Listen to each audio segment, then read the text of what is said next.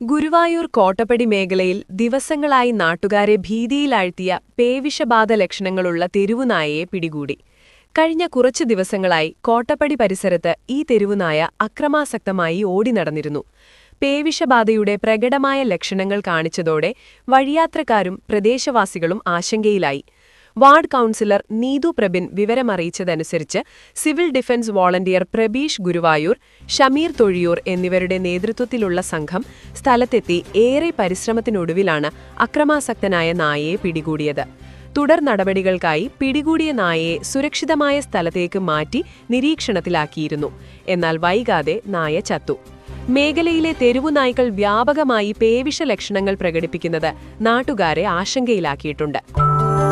നക്ഷത്രത്തിലക്കവും മഞ്ഞത്തുള്ളിയുടെ മനോഹാരിതയും സ്വപ്നതുല്യം ഈ വെള്ളിയാഭരണങ്ങളിൽ ആളുകാരൻ silver jewellery, Chavakkad, Vadanappally, platinum പോലെ സിൽവർ.